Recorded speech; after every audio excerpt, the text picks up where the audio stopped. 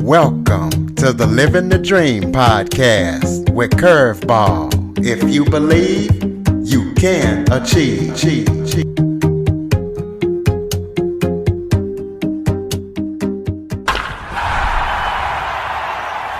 John is also an author.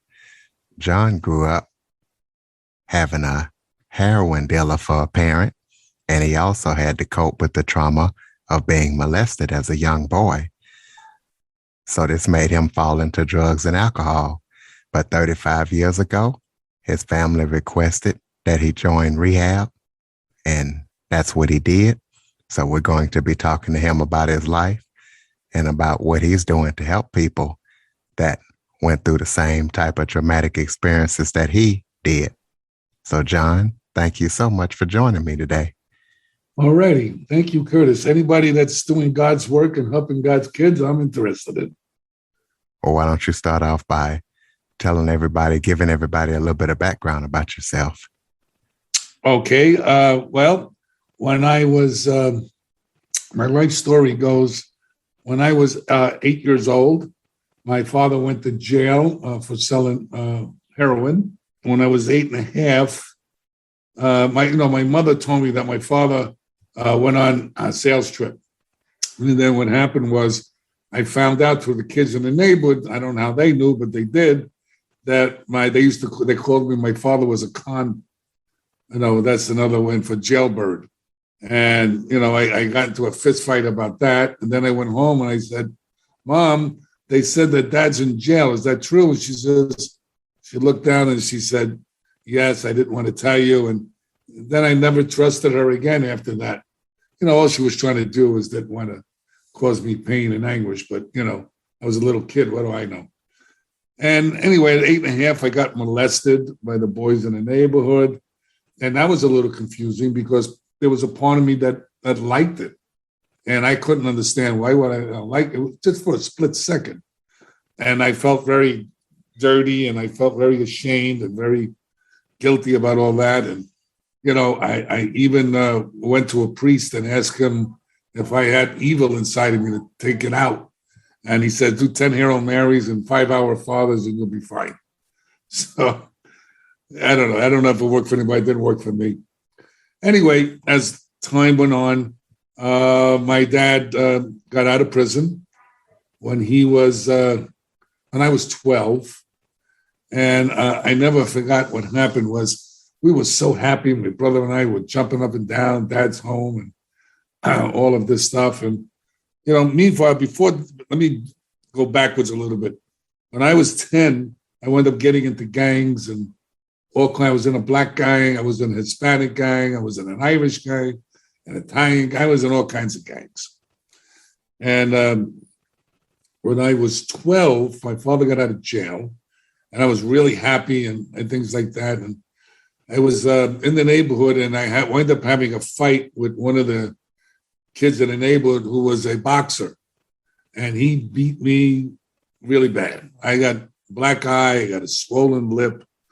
And I went upstairs to tell my dad, I said, what happened? I figured he was going to go down and straighten it out. Well, that didn't happen. What Dad did was he told me, I don't want you back in this house until you beat that guy. So you can't come home. He says, I don't care how you got to do it, but you're not coming back here. So I went downstairs. I didn't know what to do. And I figured, well, maybe I'll make friends with this guy. Maybe he'll leave me alone. So I went over to the guy and I said, listen, why don't we forget what happened? And he said, sure. He says, let's shake hands. So he shook my hand, held my hand, and punched me with the other hand in the face. Well, that didn't go over too good. I went down the block crying and I ran into a friend of mine, this guy, Joey. And he said, he asked me what happened to me. And I told him, and he says, look, you can beat this guy. I said, no, I can't. He's a boxer. And, this was before I took karate classes and stuff. So I says, no, I can't. He said, yes, you can. So I don't know what happened. He gave me the courage, I believe, that somebody was in my corner. And anyway, I went back to where this kid was, and I told him, hey, and he says, I'm going to now, did you look in the mirror and look at your face? So he said, now I'm going to rearrange your face like nobody's going to recognize you. So he went to throw a punch at me. I don't know what happened. I ducked down. I grabbed him by his legs, his ankles, and I threw him up over my back. And I proceeded to beat him up and down the ground. And people trying to pull me off. And he said, I give up, I give up. And I just kept hitting him until they finally pulled me off of him. So I went up to my father and I said, Dad, I beat him. He slapped me in the face and says, get to bed. You're supposed to do that in the first place. So that was my first lesson on never giving up. And as life went on, when I was 14 and a half, I joined joined a karate class, but for all the wrong reasons. We were driving by a karate school, my friend and I says, hey, I wonder if we can, let's go see if we can beat up the karate instructor. I suggest don't do that, by the way. Anyway, we went up there and it was, karate class was going on, but it was getting late. So I had to get home because my father would stand by the door with a belt. And if I was late, I'd get my ass beat in plain English. So the next day, I wanted to go join the class, and my mother said, no, you can't do that. You're going to get hurt. My father says, you're going to join. It's okay. So anyway, you had to sign a piece of paper because you had to be 15 at the time to join a karate class. This was in 1962. So we went there, and it was a jujitsu class. I didn't know it was jujitsu. I didn't know the difference. All I wanted to do was beat up the teacher. I thought I was a real tough guy, but I really wasn't as tough as I thought I was. Anyway, we sat around, we exercised, we did rolls on the floor and everything. We all sat in a circle. And the instructor at the time was this short little guy with a round face, and his arms would look like little cylinders and a round stomach. And he said he's going to teach us how to block a punch. So I'm saying to myself, this guy's got to be kidding me. So anyway, he asked for a volunteer. So I raised my hand right away and I stood up. And as he was talking, I decided to sneak punch him in the head. Well, I suggest also don't do that. Next thing I know, I was on the floor. I had a foot in my throat and I had this big round face staring at me and smiling. Well, let me tell you something. I was so shocked and so enamored about this. I could not believe what happened. And I wanted to join the class. I would go every day as much as I can. I practiced home. And I became a karate champion and a jiu-jitsu champion also. And so I became a judo champion too. And I took judo, jiu-jitsu, and karate. I won a bunch of championships and I became very well known in the karate and jiu-jitsu and judo area. And I wanted to go to Florida. So what happened was I told my karate teacher that I was going to Florida, but I wanted my black belt in karate. I had my black belt in judo, I had my black belt in jiu-jitsu, and I didn't have a black belt in karate, and that's what I wanted. So he told me, he says, look, he didn't want me to leave because I was one of the top students in class, along with my other buddy.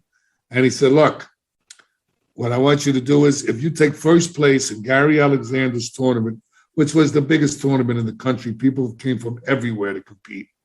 And first place in the other tournament, which was this guy, Pete Sarandano in Jersey's tournament, I'll give you a black belt. I said, look, sensei, was sensei means teacher. Could I at least take second place maybe in one of them? So he says, okay.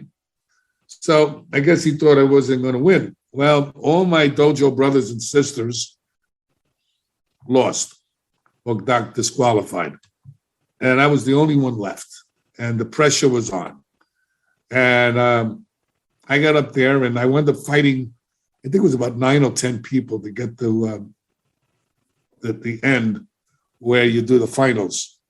And I wound up winning and I took first place. And I was like elated. And then the next day I had a fight again. We fought about 8 or 9 guys again. And the last match for first and second place, I was fighting my other dojo brother. And I used to always wear a judo uniform, which is very baggy. And what happened was he threw a sidekick at underneath my armpit, and it was about 6, 8 inches away. It hit my end of my gi. And Mikey is a uniform, by the way. And they gave him the last point. It was 2-2. And even he said to the referee, no, it wasn't even a point. They said, no. I said, look, Alice, forget about it. It's okay. I got my black belt now. So I got my black belt, went to Florida, and it was very interesting. I never did drugs. I never did anything. I was always competing, and I was teaching karate at the Caroline Hotel on the sun deck up there. And what was happening was I was getting students, but they were getting high coming to my class. And I says, what are you doing, man? So I would work them out, have them throw up, and figured that will discourage them. Well, they came back next time, and they were high again. And then they said, listen, Sensei, you never tried it, you don't know. And I said, I don't care. So I worked them out again and got them sick.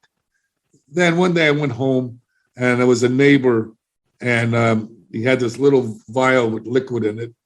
And I said, what's that? He said, well, that's LSD. He says, pure LSD. I said, yeah, let me see. So I've heard about it. So I took and I drank the whole bottle. He freaked out because it was 5 hits for 5 people. And I went on a journey for about 4 days.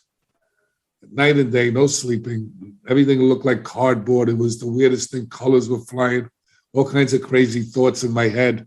And I told him, I said, look, I don't know why I said this. I said, look, you look like a frog. I think I want to kill you. So what wound up happening was he said, oh, look at that light. And he changed my mind. And I went into a different direction. So that's how I started my drugs. And I did every drug known to man. I did acid. I did peyote. I did psilocybin. I did, you name it, I did it. And as time went on, I got married to the girl that I met in Florida. And I don't want to give away the whole story of the book, so I'm just going to give you pieces. The book I wrote, The Kid from the South Bronx Who Never Gave Up. So what happened was we wound up getting married, this girl and I. And my uncle threw the wedding. Now, my father was a heroin dealer. My family was like a mafia family. I quit school in the 9th grade. So I was always embarrassed about I couldn't spell well. And, I was embarrassed about the way I spoke because I'm a New Yorker. And, my English wasn't that great, my grammar. But anyway, so what wound up happening was he threw the wedding. We went up to New York. And it was really interesting. The girl I was married was Jewish. I'm not Jewish, I'm Italian. And the family didn't want her to marry somebody who wasn't Jewish, but they liked my family. Well, that's what they know. I didn't like my family. So, so everything went well. Anyway, we had the wedding, and on one side, our father was a lawyer. Our mother was the head of the PTA. And on my side of the family, we're all racket guys and guys with guns and their holsters underneath their suit jackets. And on the other side, the lawyers and the doctors, they all had pens. So anyway, the caterer insulted my family member, and the next morning, they killed him. Then we were at my grandmother's house, and my grandmother got a phone call that says, you got to leave. I said, what do you mean I got to leave? I got 4 hours to get to the airport. So she said, no, you got to leave now. The detectives are coming over the house. I said, what happened? He says, well, we believe your uncle killed the caterer. I said, what? Well, anyway, thank God for my mother. She said, oh, John gets anxiety. Let's all go to the airport. So we left to the airport. And in the story, in the book, it tells you what happened to my uncle. He didn't get charged. He went up going into a mental institution, got out in 2 years. They couldn't prove he did it. And the case was dismissed. Meanwhile, I went on the journey of using drugs with my marriage and destroying that. I got married to another girl and for 9 years, and we destroyed that. We had 2 kids, and it was a nightmare. Drugs destroyed people's lives. And of course, we blame everybody else for what's going on with us. And anyway, so we got married, this girl and I. She was a Playboy bunny. And we both were empty. Two empty people getting married is not a good idea, especially when you add drugs into the mix. And then we had children, and that made it even worse. And it was just a terrible relationship. And it got to a point where I wind up becoming my family. I wind up selling drugs. I wind up doing collection work for the smugglers. I wind up doing all kinds of crazy stuff to make money.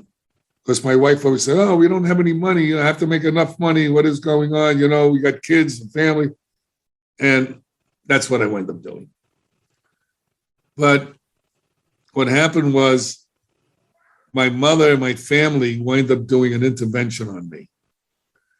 And an intervention is what family members get together and they talk you into going to treatment. So I told you what my family was. They were a mafia-type family, and they're asking me to go to treatment. I'm wondering who's telling them to go to treatment. But anyway, what happened was my mother said she'll never talk to me again. So I said, okay, I'm going to go. I figured to myself that, look, let me just get them off my back, just take a break. And I had a little Coke in my sock. I went into the bathroom and did the last hit on the cocaine. And I wind up going upstairs to treatment. Now, I thought this was all bullshit, to be honest with you. What am I doing here? And the problem was I taught most of the doctors and the nurses' kids karate. So I put on my sunglasses thinking that nobody's going to know who I am. That's how at the lunch I was. And the first thing that happened was this kid came up from the office, the hospital office, and the financial office to talk to me about finances. And it was my student. So that ended. Then they wanted me to talk in group. I said, I wouldn't even get high with you people. You want me to talk to you? So I'm not telling you what goes on with my life. You know, I was a very resistant client. I never unpacked my bags. I always had them in the closet, pulling shirts out, all wrinkled, because every moment I was at the elevator with my bags leaving. And they would say, John, why don't you go talk to the therapist? Or John, go talk to the doctor. And I wound up staying. And what happened to me was really interesting. It was, I was in treatment during Christmas time. I went in December 4th. And December 4th makes it 37 years now I'm in recovery. On December 4th, it's 37 years. So I went and told them, look, I want to go home. It's Christmas Eve. And they said, no, you can't go home. So I got crazy, angry. I punched the door, went out of their office. And I didn't know about anybody else, but I just got angry. Okay, I got rageful. And I was really pissed off. I was throwing stuff around my room. And the reason I wanted to go home was not because I wanted to see my kids, okay? It was because my friends would give me Christmas cards with Coke in it. So what happened was, in my head, I hear my therapist telling me, John, you ever pray on your knees? Okay, and I remember him saying that, and I said to him, look, I'm a recovering Catholic. I got calluses on my knees. Forget about that. What do you mean, God doesn't hear you? You know, I was pissed off at God. I was pissed off at everybody, including myself. So I remember him saying, well, what about humility? I said, humility? I said, what do you, give me a break, But it was in my head. And I said, you know what? I was in a lot of pain. I says, okay, let me get down on my knees. So I went to get down on the first knee. And every time I think about it, I get like a little emotional. I couldn't put my knee down. I know this may sound a little weird to some of you, but it just wouldn't go down. So I pushed it down.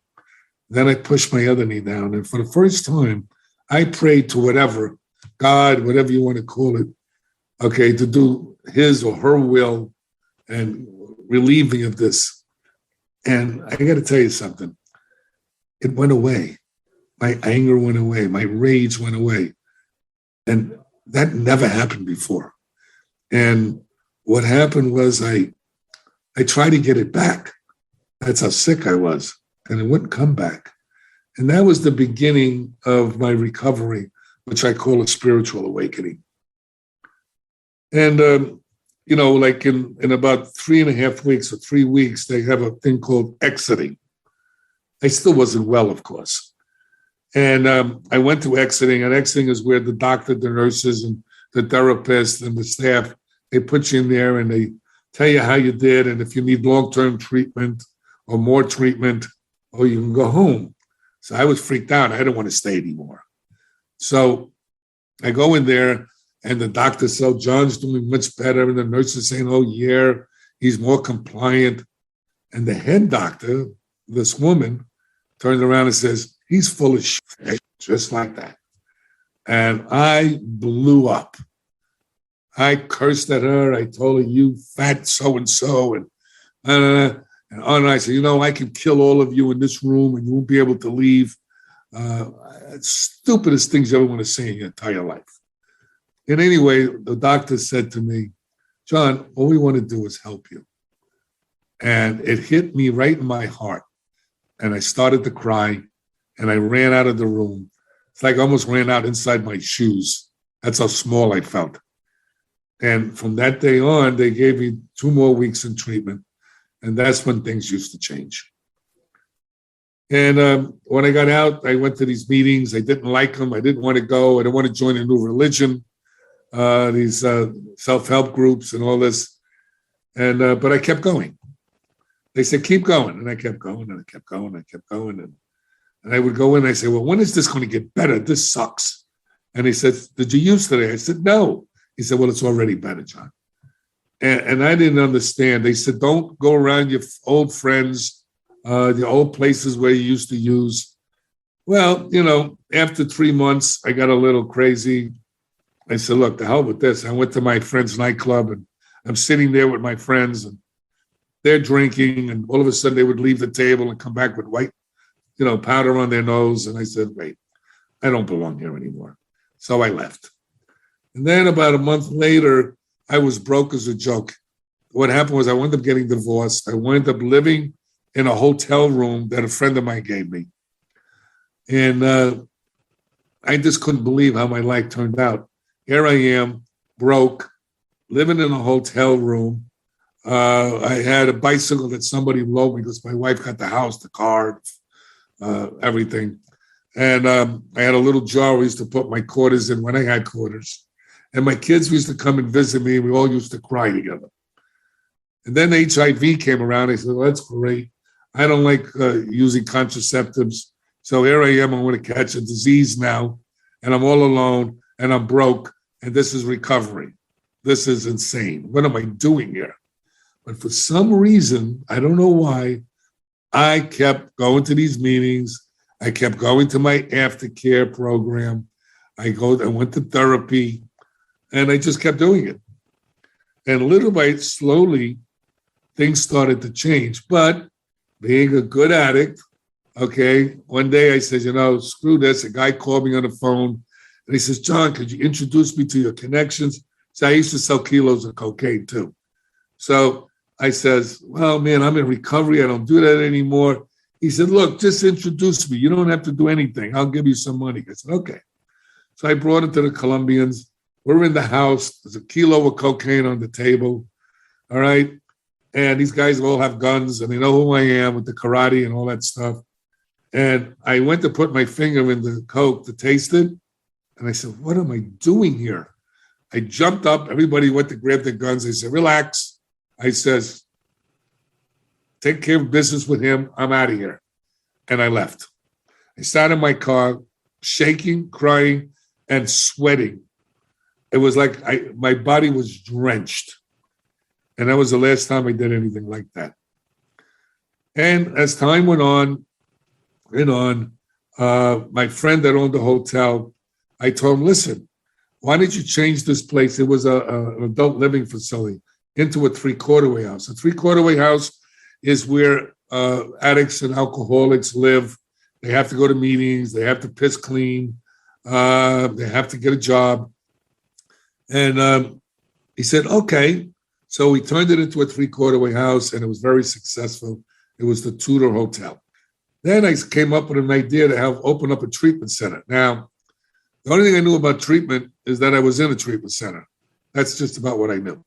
So I lied to my friend and I said, look, I got this famous doctor that wants to open up a treatment center. He says, yeah. He goes, he knew him. He said, well, how much money do you need? And what do I know how much money we need? Oh, I said, oh, $250,000. He says, if you get that doctor, you got it. I said, yeah, okay. So I went into the Mount Sinai Hospital where I went to treatment, and I went to the doctor, and I walked in, and he says, hey, John, how you doing? I said, listen, doc, I got $250,000. How would you like to open up your own treatment center? So he was a comedian. He says, John, before you walked in there, I was thinking about that. So we laughed, and we wound up opening up a hospital-based program. I was 14 months clean at the time. And I couldn't believe it. Here I am in a wing of a hospital. I'm fixing it up. I put pictures on a wall with motivational pictures, and we designed a holistic program. In other words, we got really good food for them. We did meditation. We did exercise program. We gave them vitamins, and nobody was doing stuff like that. The doctor believed in us. And I hired a bunch of people that when I was in treatment, I didn't know it was unethical to go to another program and steal their staff. At least I wasn't thinking of it at that time. I know now. But anyway, I got a lot of them to come. And my therapist who helped me was making $29,000 a year. I offered him $50,000. He was scared to come over, but his wife talked him into it, and that's what he did. And we were packed right away because everybody knew this doctor and knew these people. And what wound up happening was we couldn't make payroll, which was impossible. And they said, your friend who put up the money was stealing. I said, well, how can he steal? He doesn't have any contact with the money or the checkbook. What are you talking about? So anyway, my friend, they put up the money, said, John, they're stealing. I said, no, they're in recovery, man. They don't. Now here I am, a street kid who never trusted anybody. All of a sudden I got recovery, and I got sober and I got stupid.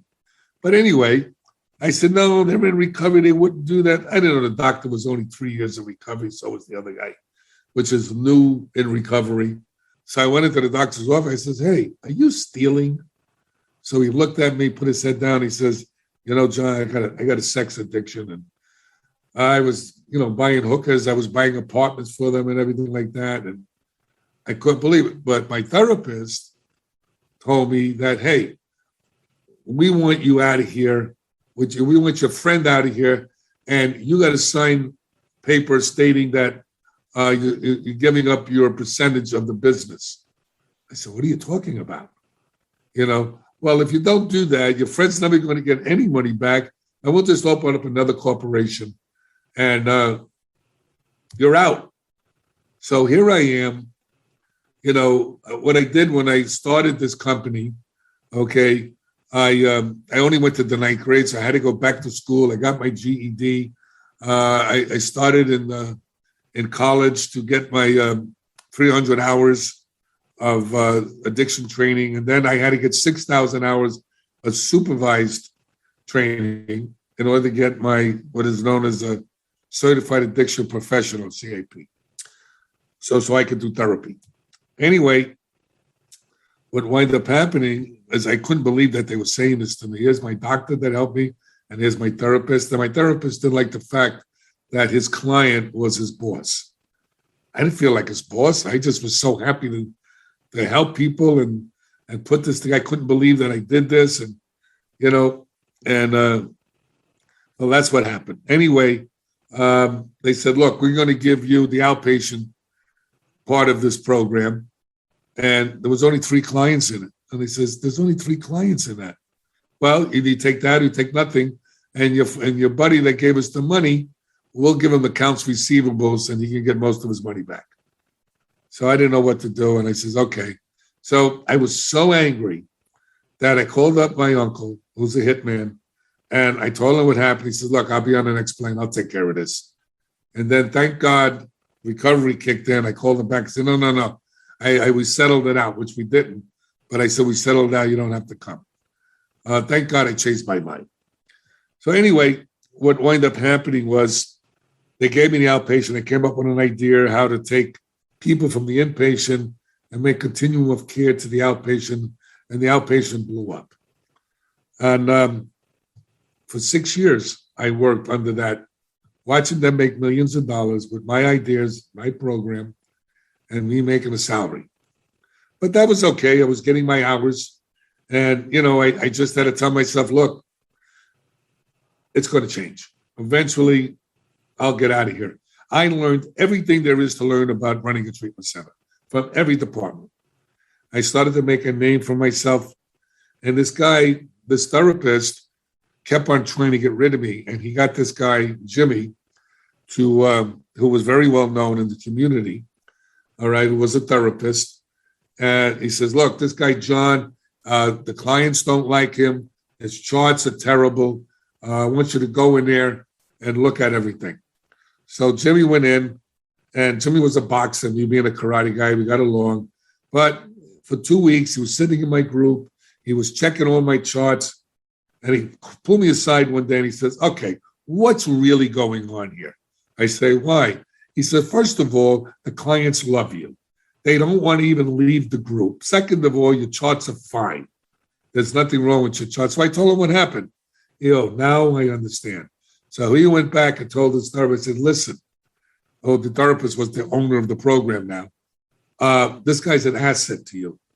What are you doing? So that ended that part. And it was 6 years. So what happened was I wind up, couldn't take it anymore. I got my supervised hours. I got signed off. And I said, you know what? I can't take this no more.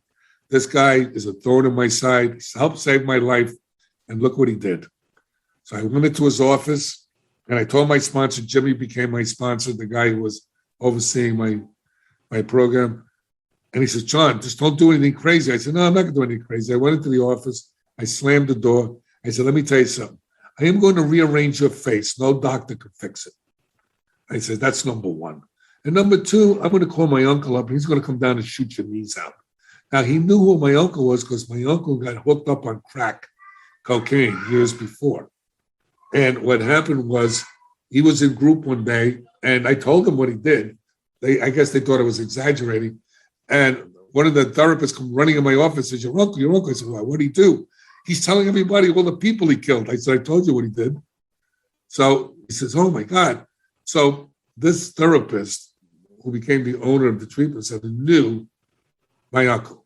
As soon as I said that, I got my contract within about 2 hours, which they never gave me after all those years they were supposed to give. I was supposed to get 25% of the outpatient. I never got 20 cents. So what wound up happening was I got the contract, and within a month, I quit.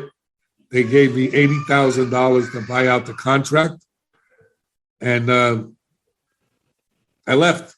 So my friend said, look, I got this other guy that wants to open up another treatment center. I said, oh, yeah? He says, I'll help. He says, he needs a business plan. I says, I don't know how to make a business plan. He said, I'll help you. We made a business plan. I thought I put the business plan in my briefcase. And just before I was to meet the guy, I go to get the business plan. I left it home. I couldn't believe it because I guess I was so nervous. So anyway, I didn't know what to do. So I went forward anyway. So I went and I met with the guy and I told him what happened. He says, I don't care. I know who you are. I researched you. He threw a napkin on the table. He says, tell me how much you need and what it's for. I said, okay. So that's what I did. I told him, he said, what do you need? I said, well, $250,000. I don't know, I keep coming up with $250,000. He said, you got it. And we built the program, and I met another guy at a meeting, and I really liked him, and I asked him to be my sponsor, and he was up in West Palm Beach. I lived in Miami. And he was working for a hospital program. He was making, I don't know, $25,000 or $30,000. I wound up giving him $50,000 in the piece of the company and to work with me. So in about a year, we built it up. We got Jayco Accreditation, which is the gold standard in the industry. The place was packed. And one day, the guy that put up the money came into my office and he goes, "Hey, you spent what it was $700 on phone calls." I says, "Yeah," and I brought in $70,000 worth of business. He says, "I don't care. You're fired." I said, "What? I'm not fired. I'm your partner." He says, "You better read your contract." Well, I did the same stupid mistake I did the first time. I didn't get a contract. I didn't get a lawyer. And I didn't get a lawyer this time either. So I read the bottom of the contract and said he could fire me. I was in shock.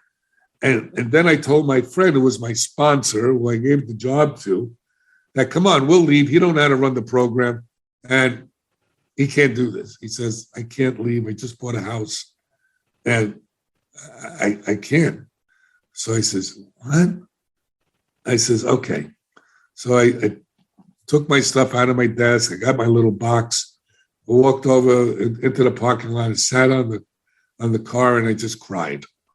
I couldn't believe this happened again. And here I am. Same thing. I got another $80,000. We went to court. I don't know, $80,000 is the numbers that always came up. And I had a little spending addiction, so that I went through that money like nothing. You know, most addicts are cross-addicted. And either they're gamblers, sex addiction, spending addiction, or whatever. So anyway, long story short, here I am again, no job, no anything. I wind up getting an invitation to be the clinical director for a treatment center, which was an indigent program for people that addicts, alcoholics who had comorbidity. In other words, they had mental health issues, and also they had HIV. So it was an old TC. That's an old style of treatment that really is a shaming style of treatment that may work for some people. These guys were homeless and they worked in this program. And anyway, they used to feed them cakes and chocolates, and we used to get our food donated at lunchtime, and then the clients would act out, and we would put them on this bench and put a sign around their neck. I said, "This is ridiculous." But, you know, I tried to change a bunch of things, and it was very, I was teaching them karate, I was teaching them meditation and stuff like that. But eventually I had to get out of there. I couldn't take it anymore. I said, no, this is no good. So I resigned. And here I am again, running around, and a girl I was going out with at the time says, "Why don't you open up your own program?" I said, "Oh, no, I don't want nothing to do with programs." So I listened to her and I says, "Okay, I only got $300 in the bank. How am I going to open up anything?" She says, "You can do it." Well, here we go again. So I went to a friend of mine that had this little house on the side of his property, which was like 750 square feet building. And I said, okay. I went to my friend Bill and I said, "Bill, how much rent for that little building? I want to open up an outpatient program." He says to me, "How much money you got?" I said, "I got $300. He said, "Tell you what, John, get going for another couple of 2 or 3 months, and then pay me the $300 a month. Don't worry about it." I said, "Really?" I said, "Okay." So that's what I did. And long story short, because I can go on forever with the story, I got together with a doctor. The business started doing well. But the way I worked it, people would give me money and would put it in my pocket, and I wouldn't keep any books.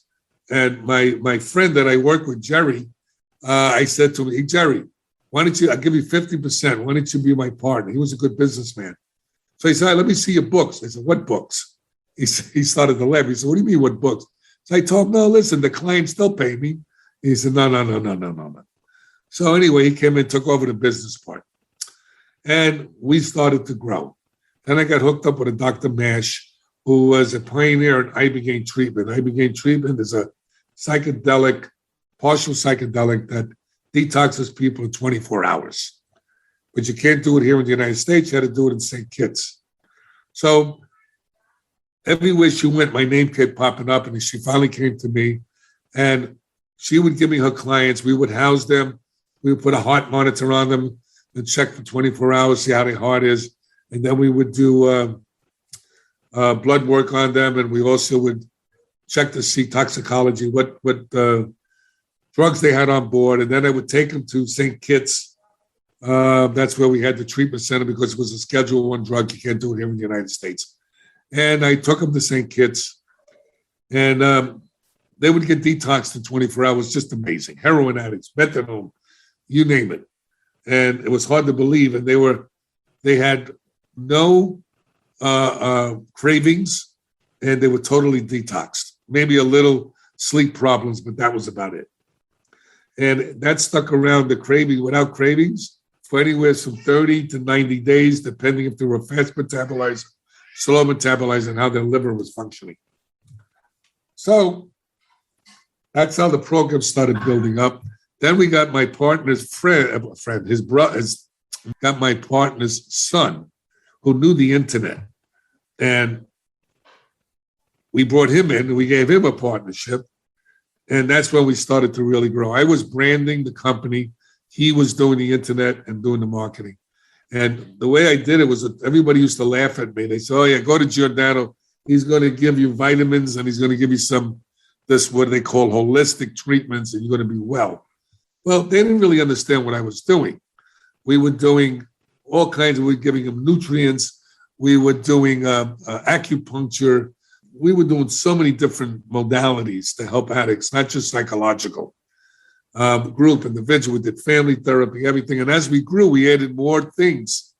And eventually what happened was we started to grow. And then there was a building across the street that wasn't for sale. And my partner said, it's not for sale. Everything's for sale. So I went across the street to the owner and I said, hey, look, how about if I give you $25,000 more than what the building's worth? She says, yeah. I said, yeah. I said, but you got to hold the mortgage because we didn't have any money really, So the bottom line was she said yes. We moved into that building. And then there's a lot more stuff that went on, but I'll just cut to the chase. So what happened was eventually we kept on building the treatment center, but in the process, we had no money. Sometimes we couldn't make payroll. We had creditors chasing us, and we kept giving people free treatment that didn't have any money, but they really were motivated, and we put some people in treatment for free anyway. But eventually, we started to grow, and it started to take off, and we started to make some money. And then one of the client's father, who was a multi-millionaire, he saved his son's life. And he says, you guys do such great work. What do you need? And we said, well, we need a bigger place. Anyway, he bought us 7 buildings. I know that sounds crazy, but that's what he did. We had our offices in one place, and we had our housing in another place. And we wound up being a 62-bed facility. Now, in the beginning, I only had 1 employee. That was me. Then we had 2, was Jerry and I. And then we had 3. It was the administrator girl that was my secretary, let's say. And it became incredible treatment center. We did massage. We did acupuncture. We did immunoacid therapy. We did research there. We did hyperbaric medicine, that's oxygen under pressure to help heal the brain. We did colonics. We did massage to do lymphatic drainage to get the drugs out of the cells of the body. We did sound therapy, neurofeedback, aromatherapy. I mean, we did so many different things that our clients were getting well and staying well. We had our aftercare program for life, as long as we were alive and they were alive. And we just kept building and building and building. And eventually we had 147 employees. We had a reputation that was incredible. My partner, son, Jerry, was incredible with the internet. We were getting 800 to 1,000 calls a day. We were selling the call. We only had 62 beds. We were selling the other calls for $250,000 a month. I mean, it was insanity. Here I am, a kid from the South Bronx, only went to the 9th grade. I only have a GED and got some certifications. And then I wound up meeting this Dr. Blum, who was the geneticist who found the addiction gene. We started doing research. I started being on his team of researchers. I wound up traveling all over the world, lecturing about holistic medicine, to neuroscience conferences. I went to treatment conferences. I wound up at the end, now I'm in 77 or 76 medical and scientific peer-reviewed journals on their the editorial board for a journal. I wrote 3 books and one I co-authored with a bunch of other scientists and researchers. And look, all I can tell the audience, I tell you, is just my life has been a whirlwind. I got an honorary doctorate degree for the things I did in the community. Also, what happened was, even while I was using, I got the Luther King Award for helping the Black community. What happened was I threw a concert, James Brown. It was 60,000 people showed up. It was for a flea market. They had 1,000 businesses on the roof. This is what I was using, by the way, so I'm going backwards. Okay. And what wound up happening was, I says, we need a theme for the flea market. So I said, look, we're revitalizing Liberty City. I went to the SBA people, Small Business Association, to help people in the community how to grow their business, how to buy wholesale, how to run their business. I went to all the churches in the neighborhood. It was in Liberty City and Overtown. I was the Black community, and I'm dancing with all in the churches and singing, and I got them to back me. And I invited President Reagan to come to the flea market for the grand opening with James Brown. Everybody laughed at me, and they didn't laugh for long because I got a letter back from the White House stating that he's sorry, but due to scheduling, he couldn't come. And they sent Carrie Meeks, who at the time, well, then she became Senator Meeks. And, you know, they check you out. And she went to the Martin Luther King Foundation and told them what I was doing for the community. And they gave me the Martin Luther King Award in front of 60,000 people. It was unbelievable. And I don't want to give away most of the book. I already have. And you'll see some more things in there. But anyway, here we are in 2012. The treatment center was flourishing. And my partner got sick. He got 4 years previous in 2008. He got cancer, and he got rid of the cancer from his thyroid. Then he got cancer in his kidney. Then he had a stroke. He's a tough old goat boy. And he really couldn't function properly. So I had to take over his job, which he taught me and learned real well with. And the son wanted to sell. He wanted to get out because his dad wasn't there anymore. And I said, okay, you know. Anyway, we wind up, one guy wanted to give us $21 million for the business. I said no. And this kid, Adam, said, I have somebody who wants to give you $45 million. I says, hey, I don't want anything less. Well, actually, he did somebody, the guy wanted $45 million. I told him I wanted $45 million. And he said, the guy will give you the $45 million. I says, okay. You know, I thought I was dreaming. Anyway, that's what went down. And we sold it in 2012 for $45 million. How can plant and hyperbaric medicine be used to treat people with addiction? Tell us about that. Okay, in brief. Hyperbarics, remember, it's your brain gets damaged from drugs and alcohol, and nobody's going to argue with that. And hyperbarics actually can heal your brain, right? It heals wounds. It was used for the bends. It heals wounds in the body.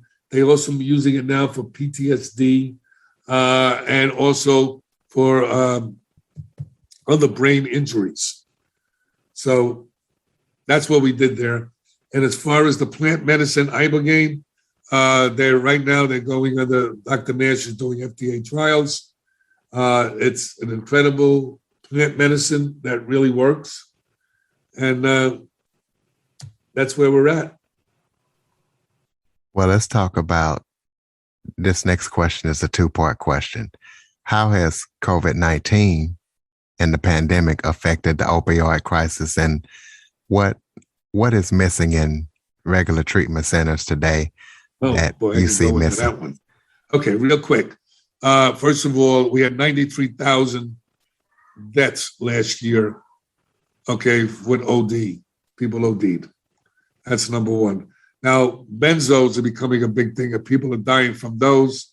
Benzodiazepines like Valium and Xanax, and people ODing on that. I'm going to tell you what's missing. It's not a medical model. It's a psychological model, which is ridiculous. It's not just psychological.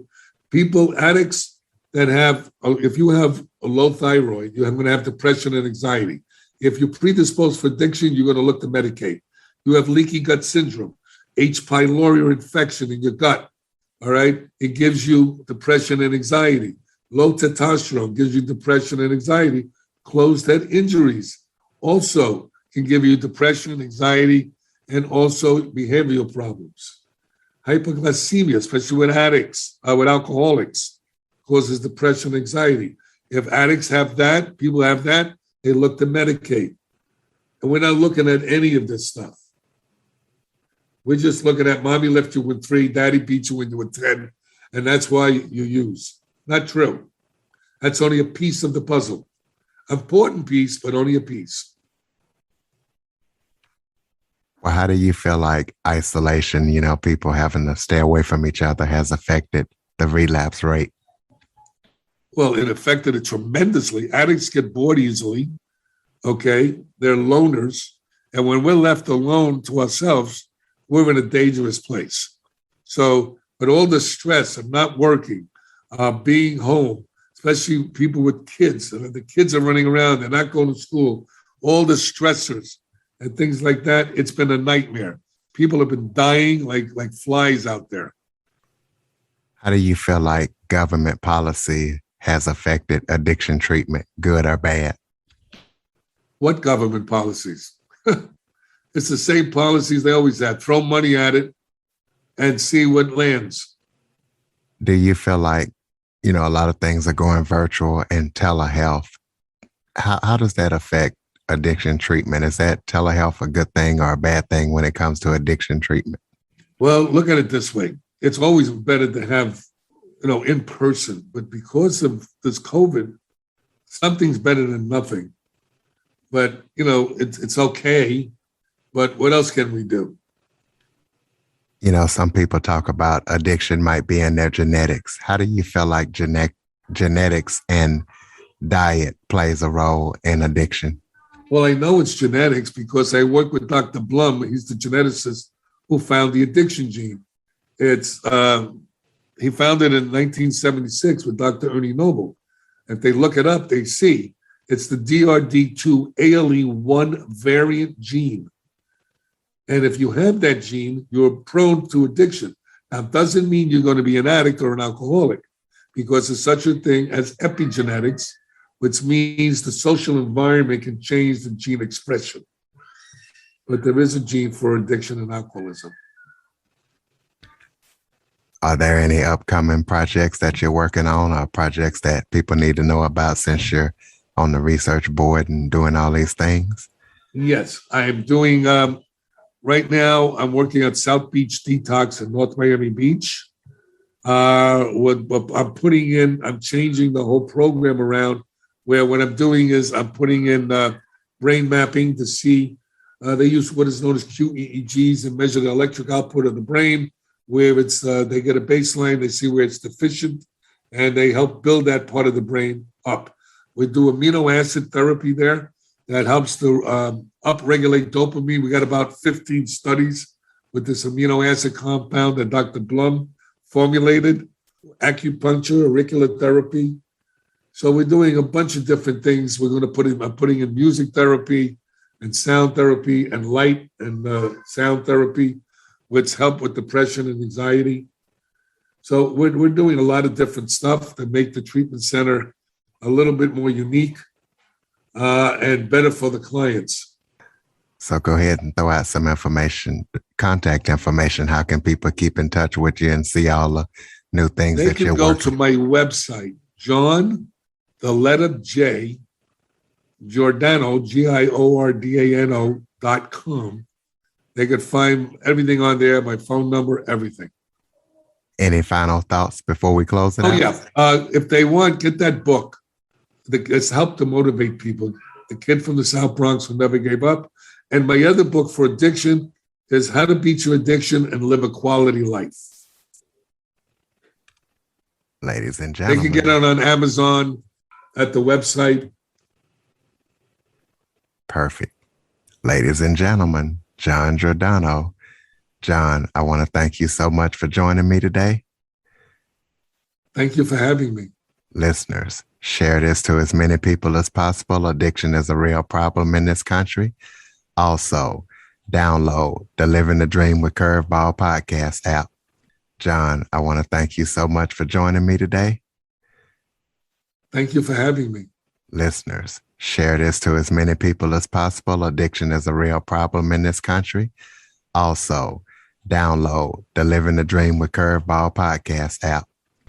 For more information on the Living the Dream podcast, visit www.djcurveball.com. Until next time, stay focused on living the dream.